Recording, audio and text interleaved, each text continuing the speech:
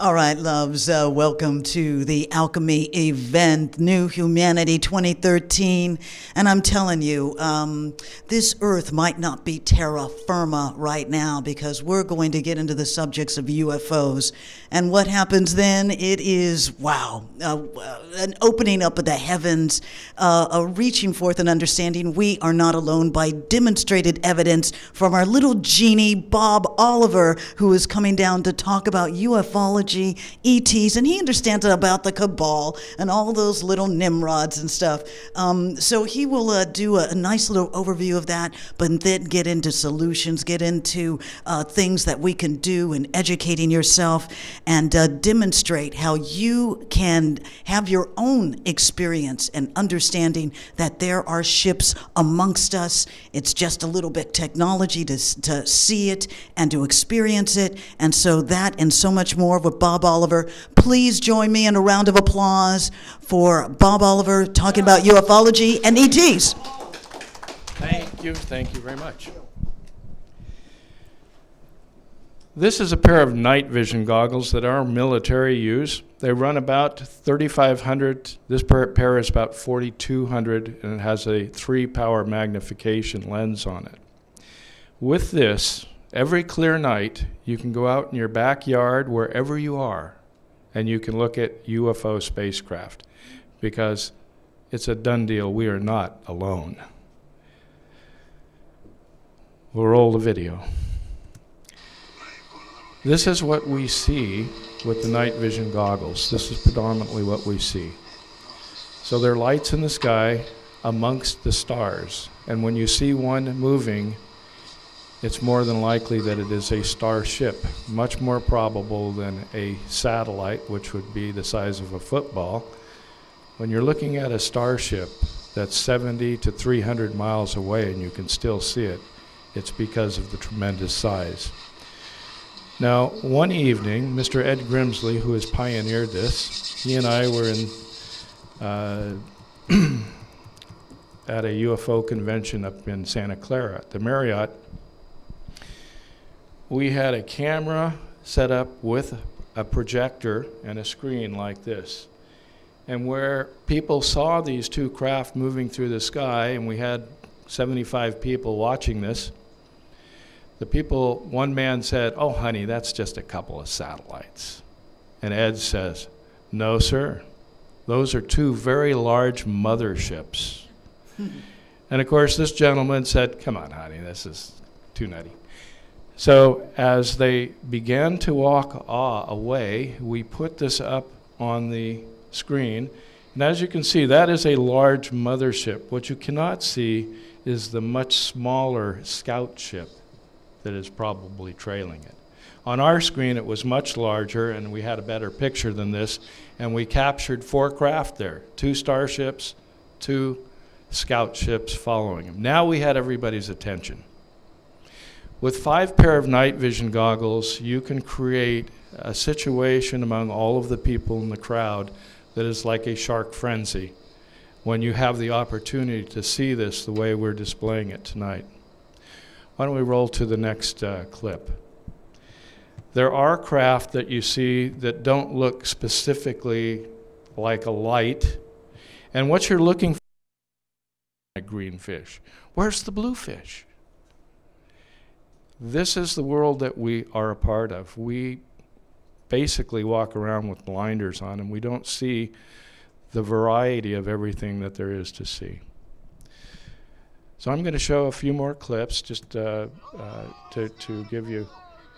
Now see, here's something that's moving erratically, and we have a little audio where you can get the sense of how the people are reacting to seeing these things. We also interact with these craft mentally, telepathically. We have many times asked for the craft to, we say, "Will you brighten up?" And they do, upon the request. So I've seen some pretty interesting anomalies out there that are very difficult to explain. But nevertheless, they occur, and you have the opportunity to see this with these night vision goggles. So there are some craft that are doing some pretty weird things, and I think a bird that flew in through the scene there. So yes, we see birds, we see bats, we see bugs, but this predominantly is what we see. We actually see lights in the sky moving unlike satellites and doing things that spaceships do.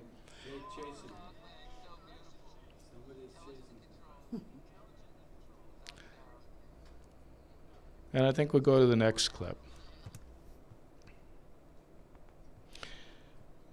But the fact that we have the ability to interact with, as we could say, our space brothers, because boy, you don't want to tick somebody off up there. So we treat them as though they're space brothers, and in response, we get some pretty interesting film footage. Oh, oh man, I am so sorry. Well, that's all right. I So the main purpose in showing you this is that we see this every night, and if you get yourself a pair, I think generally the enthusiasm goes away fairly quickly. But if you are an enthusiast and you want to know the truth and you spend the time going out, every night right after dark is the best time to go. For the first 2 hours, we see an average of 15 to 30 craft an hour. Mainly lights, but sometimes they fly down low. The very first time I went out with Ed Grimsley, I had the opportunity to have 4 flyovers in Monterey in a 15-minute period. They were probably less than 5 miles high. What I saw was a craft that we call the Delta. It looks like an 8.5 by 11 piece of paper folded into a glider with the tail section in the back. And when they're flying down low and you see one, we're not allowed to say this over the radio, and I got in a lot of trouble for saying it, but 8 out of 10 people say, "Holy shit." That's what they say when they see this for the first time, because it's not a part of our normal living experience. So what I would like to leave you with in a perspective, an overall perspective, is that the universe we live in is incredibly magnificent, and there is so much there to be offered to those who want to participate this way. I myself have had multiple experiences in the paranormal. I have a daughter who appeared to me 3 days before she was born. She materialized in the room with me while she was also in the womb. So it's multiple bilocation. I've had experiences with maybe time travel in my own realm. I woke up to find myself in a cave in a small indentation in the mountain of a cave, which I felt was perhaps 1940, 41, maybe in France, German troops out in front of the cave. This was an experience, a waking experience that I had that seemed so real that I had to pinch myself and figure out, wait a minute, where am I? How is this possible? I can't even remember where I was 2 minutes ago, yet I'm here in this cave. And out of that, I've created a story, which I would like to have on this DVD to see if anybody ever puts the pieces together for me. But I think we do have the capability of time travel as human beings, earthlings. I think we have a lot of mechanisms in our bodies that we don't know how to retrieve or to activate, but occasionally something like this happens. So I asked this group, I first of all thought, gosh, I better be careful what I say. These people may not, they don't know me, and this is kind of a crazy situation. So I thought very carefully, and then I spoke, and I said, "What year is this?" And I was like, oh my God, now they're going to kill me, because that's probably not the most appropriate thing to say with a bunch of German troops outside. So I quickly reframed my question, and I said, look, you're not going to understand this, but microwave, here's something I want you to remember for the future. And I said, microwave oven. And poof, I woke up in my bed, and the whole experience was over. But it was so real. Now, could I be the inventor of the microwave? I don't even like microwave ovens, but I could be the time traveler who set that concept in motion. Don't know. I do know you can see UFOs with night vision goggles, though. Some of the other things that I've invested my last 10 years in, I used to be, first of all, let me give you a little history. As I said, I've had some paranormal experiences. So one of the things I did, I took EST training course back in the early 80s.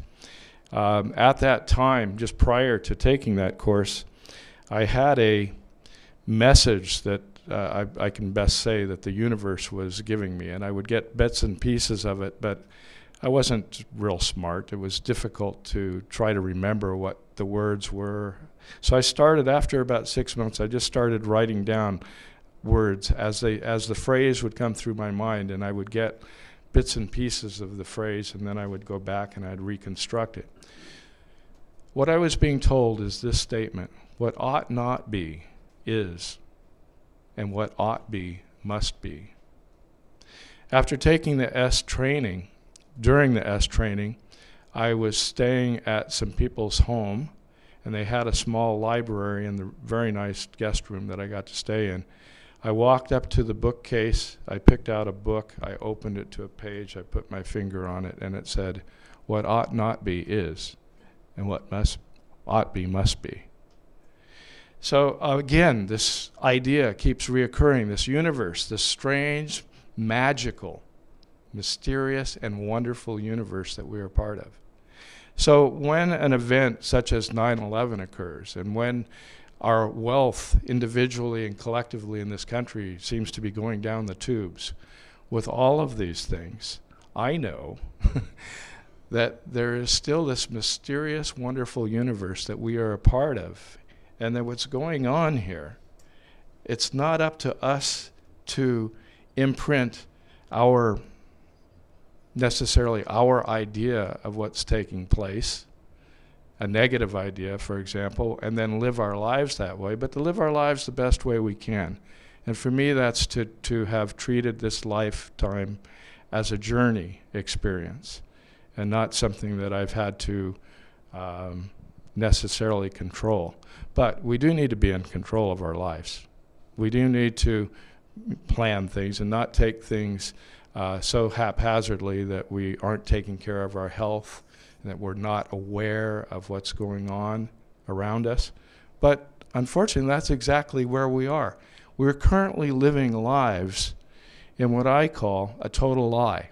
Everything that's going on around us today is part of a fabricated lie. Every aspect. So 9/11, I'm just going to touch on a few things here. This is a book by Dr. Judy Wood. I'm curious how many hands have read this book, seen the book, know of Dr. Judy Wood. Okay, Dr. Judy Wood, pardon? The title of the book? Where Did the Towers Go? Now this is all about the events of 9/11 at the World Trade Center, the two towers coming down.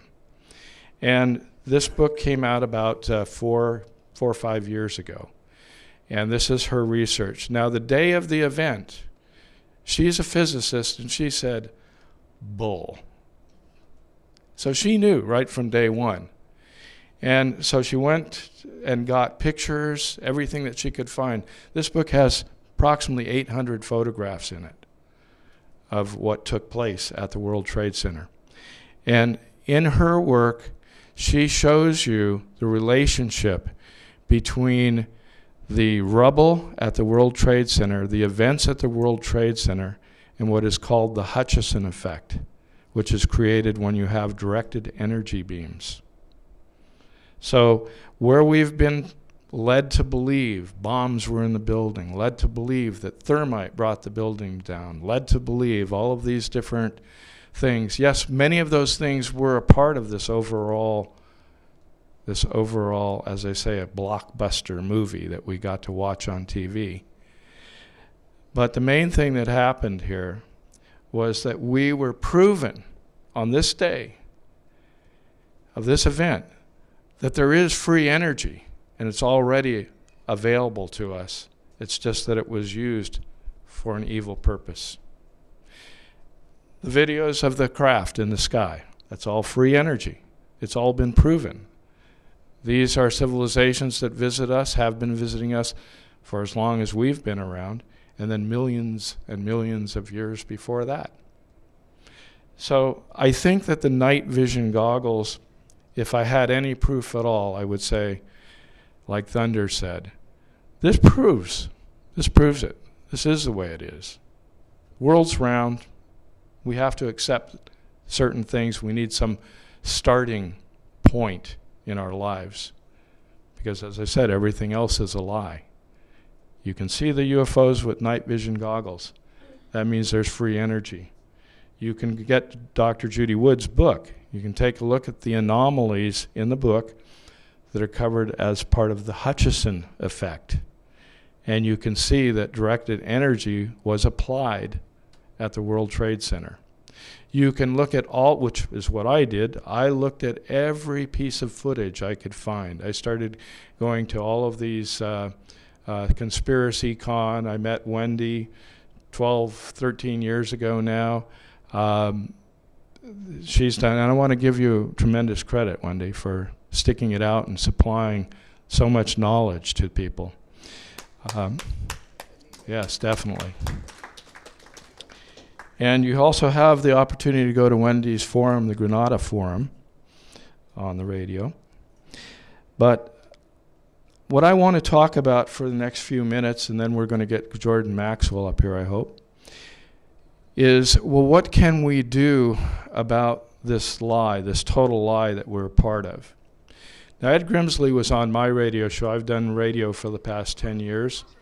And the very first night I had him on, we missed about 1 minute and 24 seconds because the government came on my program and took him off the air.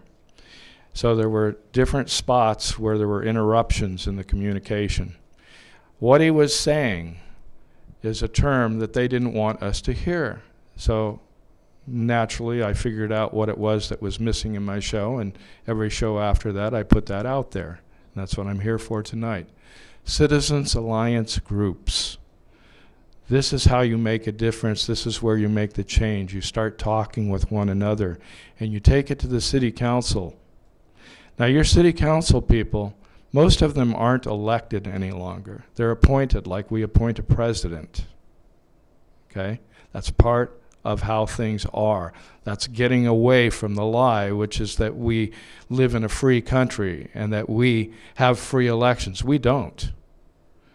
The elections that we've had since Kennedy's death have all cost us tremendously. So, Citizens Alliance groups, that you become members of your own community, and that when you get a parking ticket for $73, and there's 3 cars parked beside you and you all have the same ticket, it demands that you fight your ticket because that's something you can do. It's something you should do, and it's actually something that you must do because without fighting that ticket, not only are they going to get that money, but they're going to get everything you ever earned in your entire life and that of your family members and friends and community members.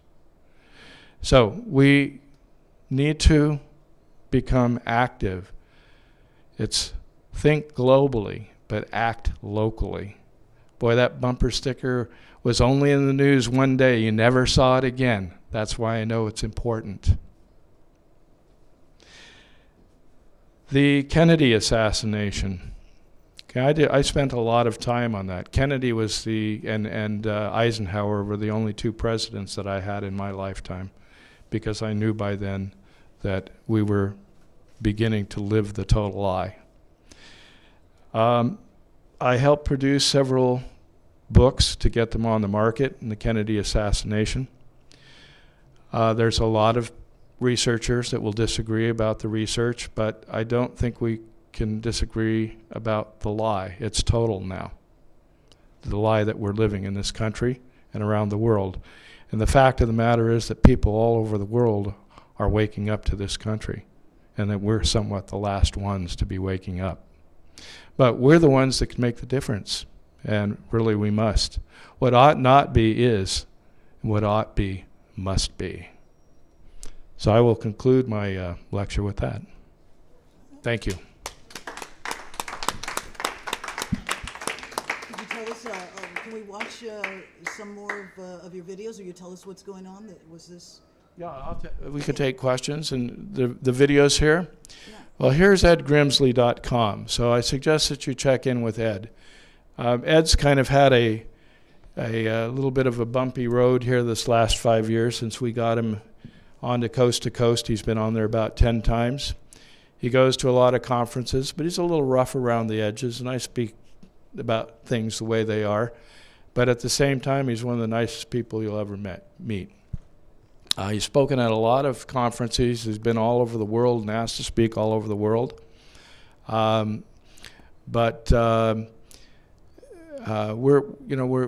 all getting up there in age. Ed's a little bit ill health. He's had some financial difficulties recently, but he does sell the night vision goggles, and you can go directly through him and get the best deal you're going to get. Plus, when I'm talking about the best deal, he knows the product, so he will make sure that you get what you're paying for and at a reasonably good price, a lot cheaper than you're going to get anywhere else. These tubes in this product cost about $2,500 each, and when they're developed, when they're made, they're kind of grown. The materials in them, they're layered, and they I don't know the exact process, what to call it, but the final product of the tube that fits inside this comes out in different grades. So you want a top grade or sort 1 as opposed to a sort 4 of that particular part in this unit. And he makes sure that everybody gets a good pair of goggles. The You know, would you tell? Yeah, could we go back and will you tell us about this video here? Okay. This is pretty. That you picked it out.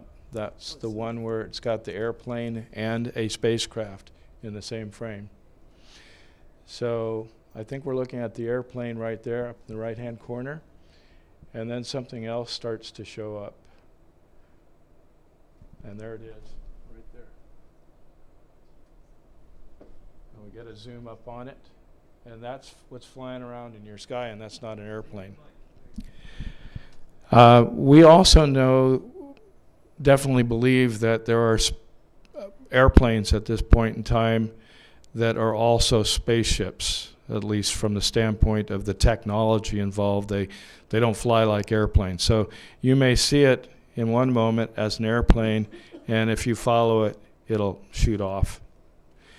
A lot of different stories that I could tell you, too numerous, I mean hundreds. Tell us about how they disguise the airplanes. Well, just that. An airplane on the outside can look like an airplane, but the inside, we don't know what kind of technologies there are. We do know that there's visitation. We believe visitation from other star systems. What kind of technology are they using for that? So this is all technology. We had Andrew up here earlier today talking about the Mars jumping, and a little bit he spoke about our secret space program. The idea here is that we've been into space for quite a long time now. We have a secret space program. You could go to Earth Defense Headquarters and research that site, Earth Defense Headquarters. It's Joanne Richardson, and her work, which has been brought forward by her husband Mark, who's in jail. So there is one other thing that I'd like to talk about before I leave. Our prison system right now. You see, 8 years ago, they said we had 800,000 people in prison. Or was it 1.5 million, or was it 2 million? Nobody seemed to really know, and nobody seemed to really care. So there were some researchers that started pushing the issue, and they got it up to 2 million. We have no idea how many prisoners we have in the prison system right now. We didn't know then, and we don't know now, but it's probably in the area of 5 to 6 million. They say 4. So they're saying 4 million people incarcerated in this country. We have more people incarcerated per capita in this country than anywhere in the world. Mark Richards is one of them, and he used to fly in our secret U.S. space program. I certainly believe it's there. I mean, look at what we look at every night. One estimate, 20 million craft around the planet at any given time. It's not far-fetched. Not if you have some of these. Yes, question. Actually, I have three questions, but the first one is just lately, about maybe a year and a half ago, I started to hear information that the really bright star that we are seeing now is really a big mothership. What do you know about that? Repeat that. Yes, she says there's a bright star out there that she's heard it's being reported that's a mothership.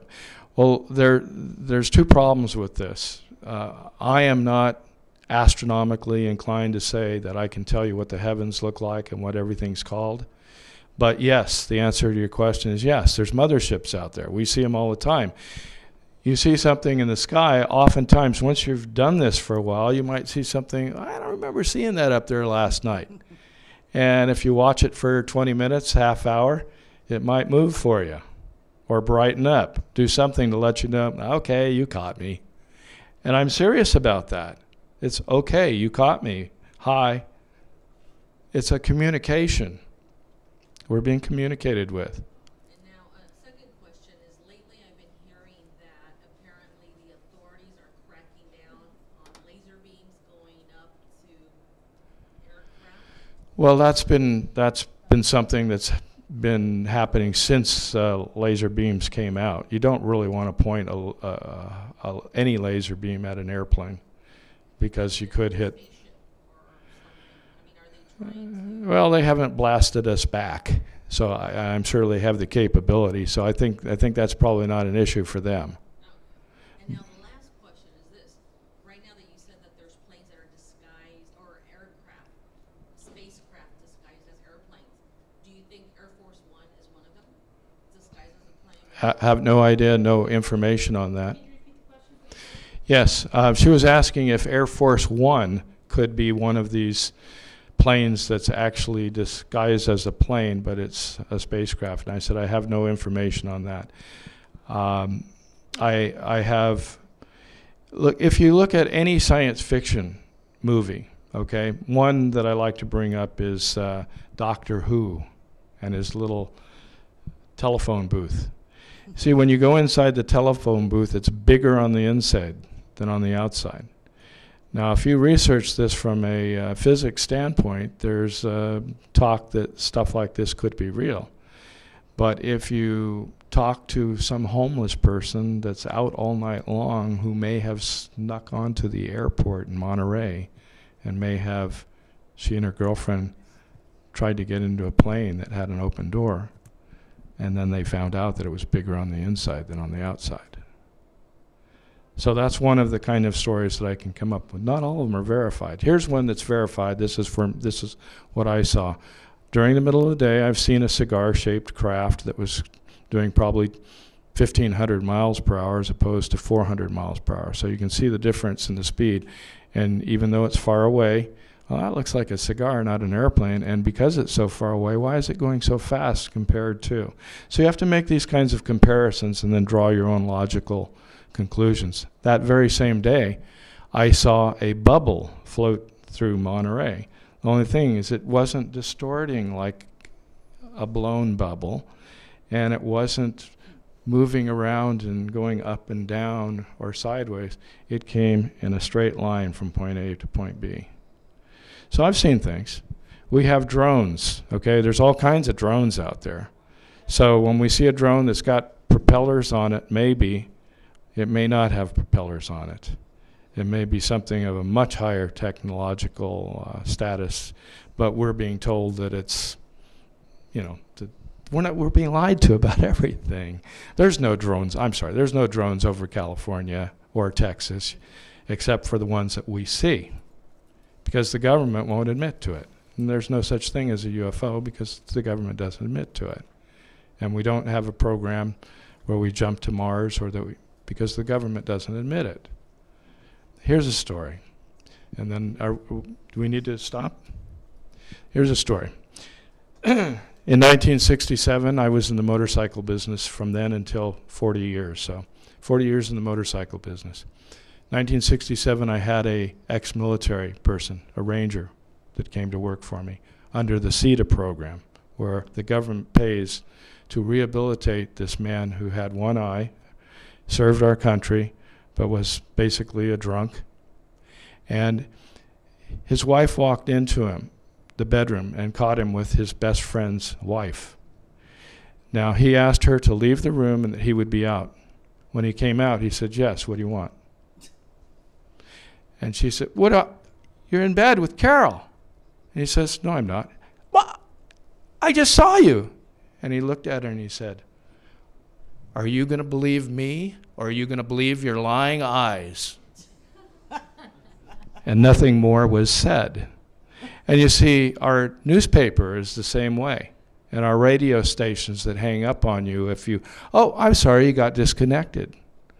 There's a total disconnect here. We're being lied to about everything. Questions? Well, I could go on if you have time. People are getting tired, they want to go home. Okay. Any other questions? All right, thank you very much.